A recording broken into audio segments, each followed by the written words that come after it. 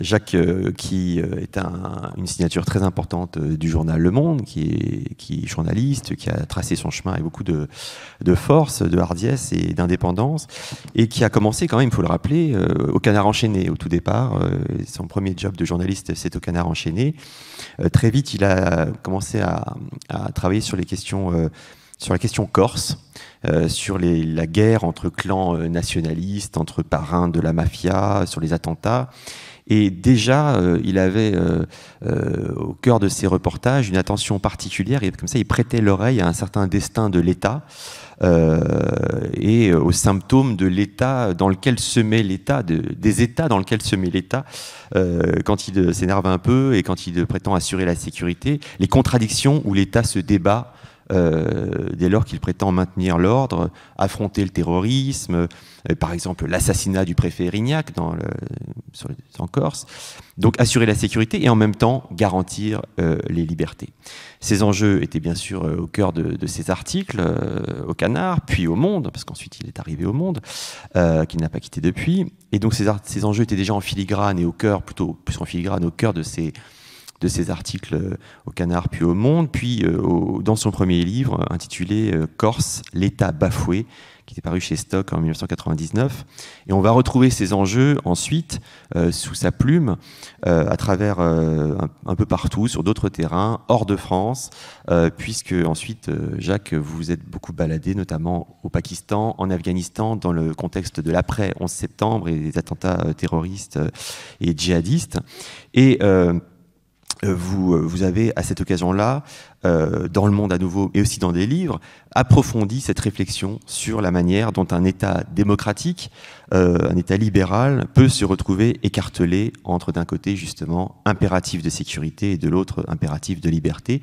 Ces livres, ils ont une force particulière parce que ils sont nourris par ce va-et-vient entre la réflexion et le terrain, et notamment par tout un tas de rencontres.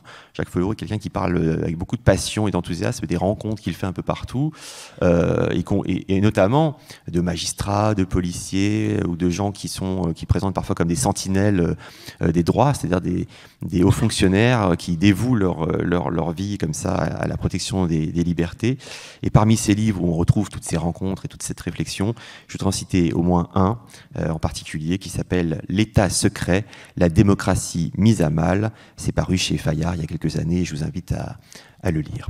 Merci Jacques d'être là, et vous avez la parole donc pour 20 à 25 minutes. Merci. Bonjour à tous. Comme l'a dit Jean très aimablement, mon profil est un petit peu différent que une bonne part des personnes que vous avez entendues ici. Donc vous allez avoir devant vous une pensée de journaliste. Je ne suis pas un professionnel du champ théorique. Néanmoins, c'est vrai que peut-être ma spécificité, c'est justement de ne pas partir de l'idée pour ensuite essayer d'insérer le réel dans une construction critique, mais vraiment c'est le fruit d'une expérience, en effet, sur la question du crime organisé, mais pas que. J'ai aussi beaucoup travaillé sur le terrorisme, sur les questions de démocratie et force, à la fois en France et aussi à l'étranger. Donc c'est ce va-et-vient finalement avec l'âge qui m'a donné le goût d'aller justement sur le champ des idées. Et notamment à partir de 2015-2016, quand la violence terroriste surgit sur le territoire, j'ai eu une réaction qui n'était pas une réaction d'ailleurs conceptuelle, mais vraiment une réaction de ressenti. C'est-à-dire que peut-être fort de l'expérience en Afghanistan, j'ai été aussi au Nord Mali, au Sahel, au Kurdistan syrien, etc. Parce que j'avais été nourri d'une approche peut-être qui n'était plus émotionnelle, qui était une approche un peu plus rationnelle, un peu plus critique de ce que c'était la violence. Quelle était cette violence? Je la connaissais un peu, je l'avais fréquentée, j'en avais été témoin, etc. Et quand en 2015, que ce soit l'attentat de Charlie et puis le Bataclan, quand ça tout d'un coup ça fait éruption chez nous, c'est vrai que j'ai été frappé par ma façon de réagir à cela, par rapport à mes proches, ma famille, et puis à la société française. Et j'ai amorcé en effet un espèce de travail de réflexion en essayant d'associer toute mon expérience et d'essayer de donner du sens un peu à tout ça. Et c'est pour cette raison quand Jean m'a fait justement l'honneur de m'inviter à me présenter devant vous. Il m'a demandé quel titre, etc., sur quoi vous voulez intervenir. Et je lui ai dit, mais moi, il y a quelque chose qui me tient à cœur, et je pense que c'est ce qui fait le plus de sens, qui vraiment est lié à mon expérience, c'est de dire, en fait, et on revient à la notion de troc, je pense qu'il n'y a pas de sécurité sans liberté. Je pense même que la liberté, c'est un élément essentiel, constitutif de notre sécurité, de votre sécurité, de la mienne, de nous tous. Et je renvoie à votre expérience à vous tous, à chacun individuel. C'est-à-dire que quand l'attentat se produit, quand la violence tout d'un coup nous envahit par son pouvoir de sidération, la réaction de la plupart des gens, c'est de se dire... finalement, seul l'État est capable de répondre à cette violence. Et s'il nous demande de restreindre nos libertés individuelles et nos libertés collectives, on le fera. Parce justement, sous-entendu, et surtout en France, que c'est la responsabilité de l'État. Alors il y a une partie de vrai, c'est-à-dire qu'il y a ce contrat fondamental entre l'individu et l'État, qui est, on lui confie, on se délaisse d'une partie de notre liberté, car il est en charge justement de la partie régalienne et d'une partie sécuritaire. Un espèce de contrat, d'ailleurs un peu non dit, enfin, qui est formulé par, on entend souvent aussi l'idée que l'État est responsable pour nous de la sécurité, et il s'engage à un risque zéro. Et il me semble que même chez certains, ce discours-là, il peut d'ailleurs se décliner sous une forme un peu démagogique. Je me souviens, fin 2020, à la suite d'une attaque à Nice, où Éric Ciotti et d'autres classiques du Parti républicain, mais pas que, enfin des LR, va en disant que c'est la protection des libertés même qui nous affaiblit. Je pense en effet, comme je l'ai dit très rapidement au début, qu'il existe un large espace pour penser l'inverse. Même pour dire que c'est au contraire les libertés qui rendent plus efficace la sécurité. Qu'est-ce que je veux dire par liberté? La liberté de débattre. Alors ça peut paraître comme ça un peu abstrait, mais la liberté de débattre, c'est pour moi un face-à-face collectif face à la menace, et c'est justement refuser cette illusion du risque zéro. Quand j'ai mentionné l'État, moi, pour le coup, je suis un praticien de l'État régalien. Je suis confronté à l'État régalien qui sait, ce sont les services de renseignement, c'est le pouvoir exécutif qui considère que c'est leur métier premier d'assurer notre sécurité.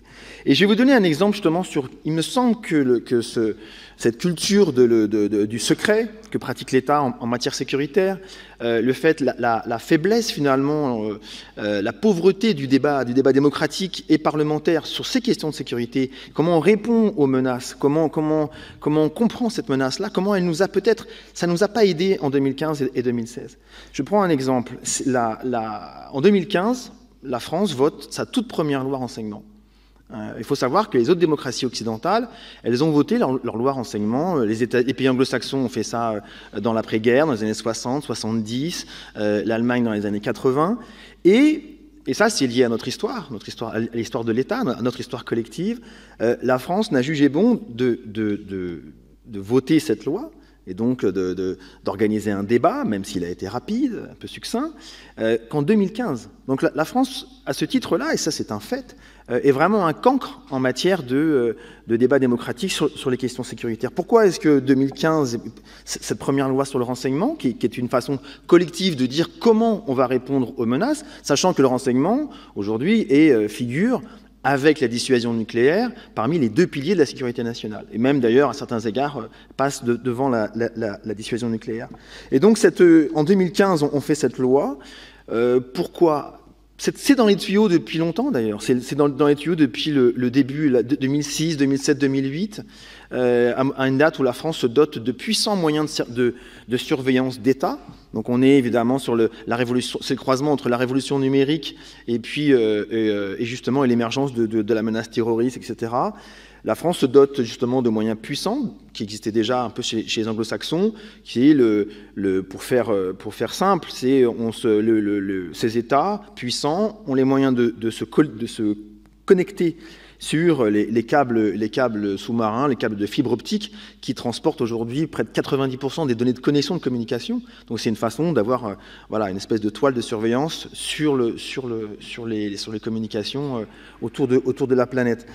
Et à ce moment-là, il y a une réflexion qui se fait au plus haut niveau de l'État sur est-ce qu'on organise un débat, est-ce qu'on vote une loi. On est en 2007-2008. Et finalement, ils vont décider que non. C'est à l'époque, c'est Nicolas Sarkozy qui est à la tête de l'État. Il y a un petit cercle de conseillers d'État. Il y a la directeur de cabinet de Matignon. Vous avez le secrétaire général de gouvernement. Vous avez un certain nombre de personnes. C'est assez réduit. Et ils vont étudier la faisabilité d'une loi ou pas. Et à la même époque, la Suède est entrée dans un processus parlementaire. Ils voient qu'il y a beaucoup de contentieux, beaucoup de débats, etc. Et ils vont considérer que c'est contraire aux intérêts du pays. Et moi, je pense que si jamais, justement, notamment cette loi, mais je pourrais décliner sur d'autres exemples, si on était dans un pays où il y avait cette culture du débat démocratique sur des questions de sécurité, je pense que chacun d'entre nous, on aurait été davantage sensibilisé. Je pense que l'autorité politique, l'autorité parlementaire, se serait davantage responsabilisée, aurait produit sa propre matière, sans se substituer, sans que nous ou le Parlement se substitue à l'État et à sa fonction de protection. Mais je pense qu'il y a un manque de responsabilisation, il y a un défaut de responsabilisation collective et individuelle qui je pense, est lié à cette affaire-là. Et concrètement, je pense que si jamais le Parlement et nous-mêmes, nous nous sentions davantage concernés sur est-ce que cette menace existait déjà avant ? Bien sûr qu'elle existait avant. C'est le paradoxe, c'est-à-dire qu'en 2011, au sein même d'ailleurs du Parlement, vous avez des auditions d'individus, en début 2011, au tout début de la crise syrienne, vous avez Bernard Bachelet, qui à l'époque est coordonnateur national au renseignement, qui intervient devant les parlementaires, qui dit voilà, on observe l'émergence d'un nouveau phénomène de violence qui s'appelle Daesh à l'époque, donc l'État islamique, etc. C'est différent d'Al-Qaïda, ça ne fonctionne pas de la même manière, on n'est pas sur une franchise transnationale, là on est sur des départs en masse, de la proximité, la volonté de créer un propre État, un contrôle d'un même territoire, etc. Voilà, ça change. Et donc l'information est connue, mais le processus de fabrication de la décision politique en France fait que ça n'émergera pas, ça ne fera pas débat. Et si on était dans un système plus équilibré, peut-être que justement le Parlement et les citoyens, une raison critique beaucoup plus structurée, aurait pu aider l'État à réagir plus rapidement. Il a réagi, mais c'est vrai qu'il y a un trou d'air entre 2011 et 2013 qui aurait permis peut-être de réagir plus rapidement. Et je pense à deux choses, par exemple. En quoi le débat démocratique peut aider l'État à se réformer ? Vous avez, moi, ce que j'appelle le conservatisme doctrinal. J'ai rapidement évoqué. C'est-à-dire que, un peu comme le disait Marc Bloch dans son ouvrage... comment s'appelle-t-il déjà sur l'étrange défaite. À un moment donné, il essaie de comprendre, mais il fait cette remarque où, en gros, les généraux en 14-18 pensant que c'était encore une guerre napoléonienne, et puis en 40, ils pensaient que c'était encore la guerre 14-18. Donc les généraux sont toujours en retard en termes de stratégie, ils sont en retard d'une guerre. Mais en matière de lutte antiterroriste, c'est la même chose. C'est-à-dire qu'on a eu le terrorisme, c'est quelque chose comme de connu. On a fait allusion à la Révolution française, mais le mot terrorisme, il naît là. C'est-à-dire que et là, on n'est pas sur un terrorisme moyen-oriental. On est sur la Révolution qui veut défendre son acquis. Donc c'est l'État qui fait preuve et on l'a revu aussi sous le régime soviétique. Je reviens. Donc si vous voulez, en matière de terrorisme. Pour revenir sur une période plus récente, en 2000, on a dans les années 80, 90, la France, elle est structurée par rapport à un terrorisme, soutenu par des États. Donc on a en effet la Syrie, l'Iran, la Libye. Ensuite, va y avoir un temps de latence, de réorganisation parce que Al-Qaïda, c'est différent, je l'ai rapidement évoqué.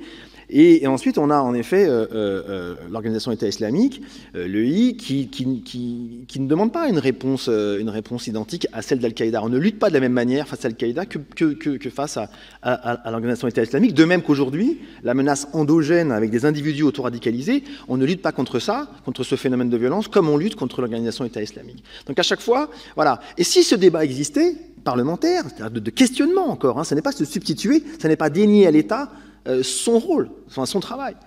Mais c'est de dire, ok, voilà, on pose des questions et vous devez rendre des comptes et on va vous aider à évoluer contre ce conservatisme doctrinal. De même, la sociologie administrative, moi je l'ai quand même souvent vu, c'est-à-dire que les services de sécurité, que ce soit dans le renseignement, judiciaire, etc., ils sont pas animés que de la volonté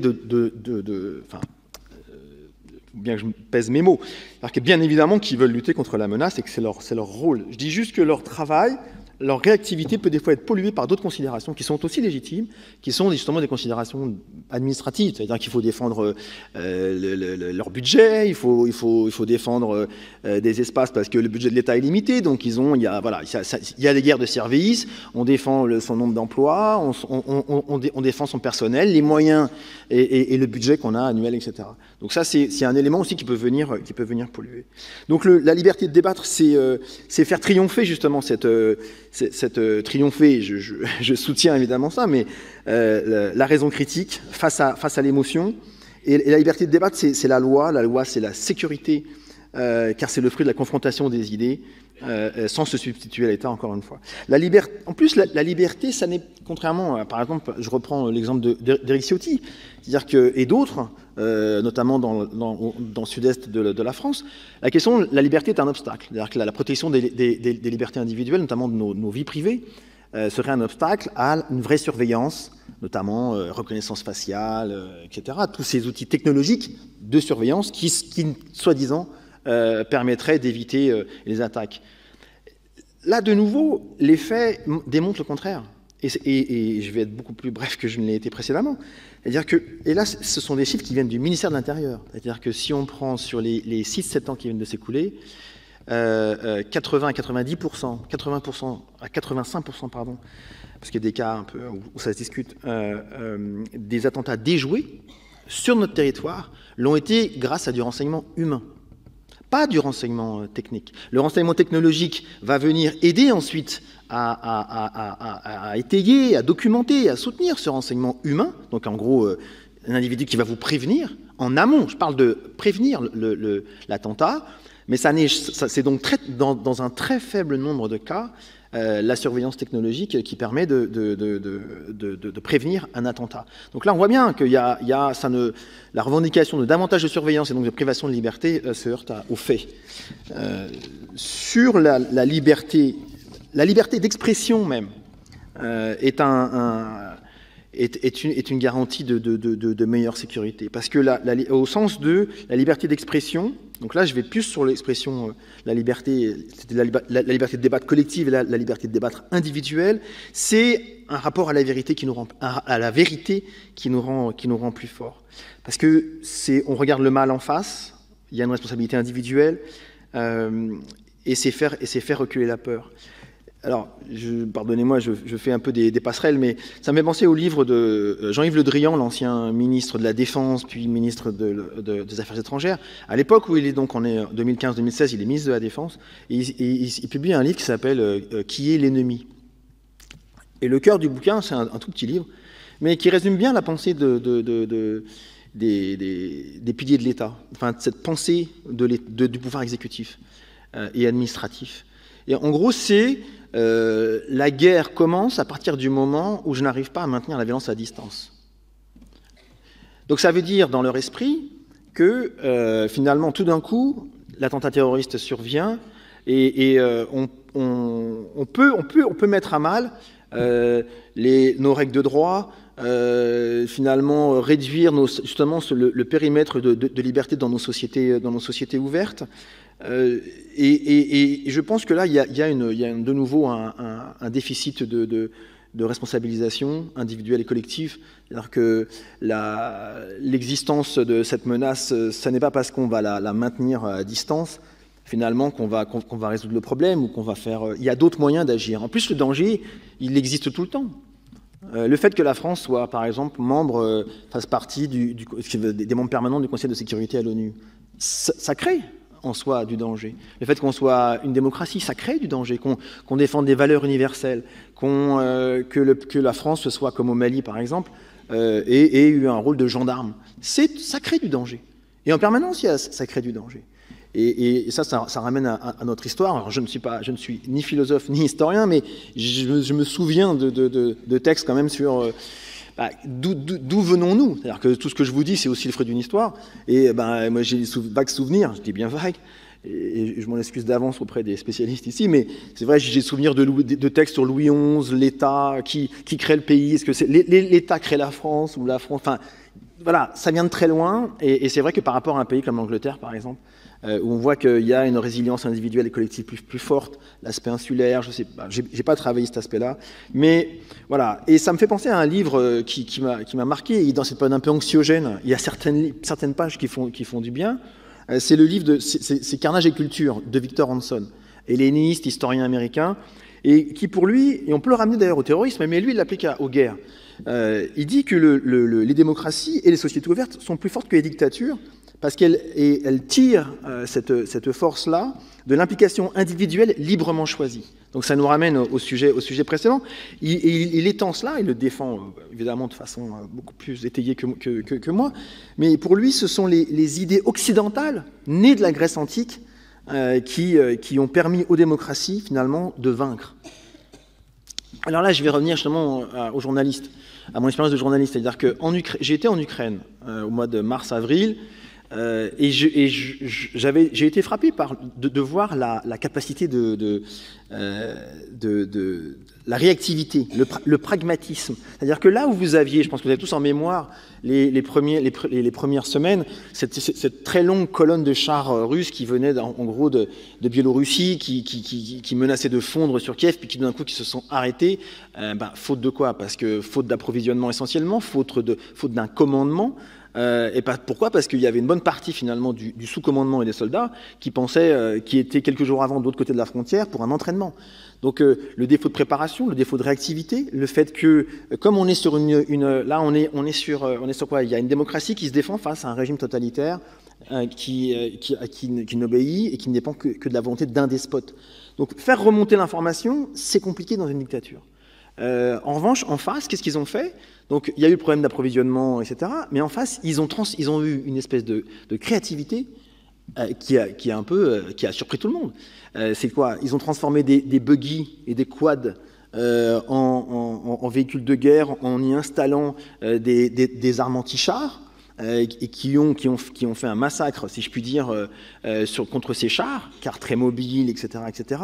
Les drones, vous avez eu toute une mobilisation citoyenne en Ukraine et à l'étranger qui ont transformé des drones de loisirs en drones de surveillance, en drones suicides, etc., etc. Et cette créativité, cette réactivité, c'est évidemment ajouté à un moral des troupes qui s'appuie pas simplement sur la capacité à la force brute. Elle s'appuie sur des choses qui nous ramènent à notre culture collective, à nos sociétés libérales, à nos sociétés de liberté. C'est-à-dire, c'est le fait que chacun d'entre nous, quand ces gens-là ils font la guerre, à la différence des Russes, ils défendent leur liberté à eux. Ils se battent d'abord pour eux-mêmes. Et c'est la différence avec des soldats russes qui ont été mobilisés, contraints, qu'on a été cherchés en prison, à qui on a menti. Donc l'implication individuelle dans ce combat, même si vous avez moins de moyens, même si vous êtes moins nombreux, etc., et on l'a vu en Ukraine, fait que finalement les pronostics ont été déjoués. Et là, c'est pas vous pouvez tous le juger sur pièce. Et c'est pas nouveau ça. C'est pas nouveau. C'est-à-dire que il y a 2500 ans, la bataille de Salamine, qui opposait Xerxès, le roi perse, contre les États-cités grecs démocratiques. Si on lit Thucydide, Hérodote, etc., ils évoquent tout ça. C'est-à-dire qu'on a tous les éléments. C'est-à-dire que on a quoi? On a le despote, les armées qui ont déjà mis la main sur Athènes et qui s'approchent, qui menacent de conquérir l'ensemble de la Grèce et donc finalement faire basculer aussi finalement une bonne partie de l'histoire occidentale. Et en face, vous avez les États-cités grecs qui n'en finissent pas de discuter. Ils discutent sur quoi? Ils discutent sur les termes de la coalition, État du Nord, État du Sud, et après la stratégie. Quelle stratégie adopter? Et ça discute, et ça discute, et ça discute. Le droit d'expression. le droit, la capacité de débattre, et la prise en compte évidemment d'intérêts individuels. Et au final, ils vont trouver la solution, la seule solution qui va leur permettre, alors qu'ils sont en nombre 4 à 8 fois, selon les textes, inférieurs à la flotte de Xerxès, ils vont les faire venir dans le détroit de Salamine, et parce que là aussi, on revient à la créativité et à l'ingéniosité finalement de citoyens libres qui se défendent, qui usent de la force. Ils vont sur les bateaux, sur les galères, je suis pas un spécialiste, hein, donc pardonnez-moi sur des fois l'imprécision des termes, mais ils vont trouver justement ce qu'il faut comme type d'armement, comme type de bateau, comme type de manœuvre dans ce détroit, le moyen de défaire la flotte de Xerxès, alors que quasiment toute la Grèce était pratiquement envahie. Donc Ukraine, la Grèce antique, Xerxès, Poutine, moi je pense que c'est des choses qui font écho. Il y a un phénomène de correspondance qui doit nous rendre, qui doit nous permettre de faire reculer une forme d'anxiété. Et je pense en effet, d'ailleurs j'avais fait une analyse récemment au journal, et un peu qui dénotait, c'est-à-dire c'était de soutenir les valeurs guerrières de la démocratie. Ça ne veut pas dire que vous n'avez pas devant vous quelqu'un qui pense qu'à la guerre, qui pense qu'à aller se battre. Je dis juste qu'il y a des raisons de dire que la démocratie est forte et que nous sommes forts. Et il me reste quelques minutes. Donc c'est cette liberté d'entreprendre, ce pragmatisme, le fait que chacun se débat à la fois pour une idée et aussi dans une hiérarchie, mais aussi se bat pour lui-même, sa liberté d'expression, sa liberté de débattre, sa liberté de mouvement. Et ces éléments-là, Hérodote le dit évidemment mieux que quiconque. À un moment donné, quand il essaie d'expliquer pourquoi est-ce que l'Athènes démocratique est devenue un empire, il le dit, alors pardonnez-moi, c'est pas mot pour mot, mais en gros, il dit tant qu'Athènes était dirigée par des tyrans, ça n'était qu'un État parmi d'autres États. À partir du moment où c'est devenu une démocratie, c'est devenu un empire, parce que justement grâce à la liberté. Et moi, je pense que pour cette raison-là, moi, j'ai envie de reprendre aussi un terme qui émane aujourd'hui de piliers du renseignement en France, qui sont les gens qui sont sur le front, et qui d'ailleurs, ces gens-là, pour les pratiquer depuis des années, les gens qui sont aux manettes des services de l'État, c'est tout sauf des va-t-en-guerre. En tout cas, sur ma propre expérience, j'ai jamais vu de personnes qui a un discours véhément, comme on peut en voir sur les plateaux de télé ou dans des ouvrages où il y a une espèce de fascination pour la force, qui, je pense, moi, est une forme c'est une façon d'être dominé par la force. Mais ce sont des gens très calmes et qui achètent, mais alors à 100%, tout ce que je viens de vous dire. C'est assez étonnant d'ailleurs. Et je dis, ah mais moi j'aurais pu l'écrire votre texte. Et si vous regardez sur le papier, vous pourriez penser qu'au contraire, il voudrait... Et je me souviens c'est vraiment un vieux de la vieille qui aujourd'hui occupe des fonctions importantes. Et alors je vais le citer parce que quand même, enfin le citer, pas lui, mais ce qu'il m'a dit. Un jour, il a formulé sa théorie de l'édredon. En matière de sécurité, c'est vrai que l'édredon n'est pas forcément un objet auquel on pense tout de suite. Mais l'édredon, c'est quoi? C'est-à-dire que la démocratie, les sociétés ouvertes, les sociétés de liberté, en fait, quand on les attaque, que ce soit le terrorisme ou la guerre, ça s'enfonce, et donc, à un moment donné, ça reprend sa forme. Ça reprend sa forme grâce à quoi? Grâce à tout ce que je viens de vous dire. Donc, il ne faut pas croire tous ces va-t-en-guerre, parce qu'en fait, c'est une forme de faiblesse. C'est ne pas voir tout ce qu'il y a d'incroyable en nous.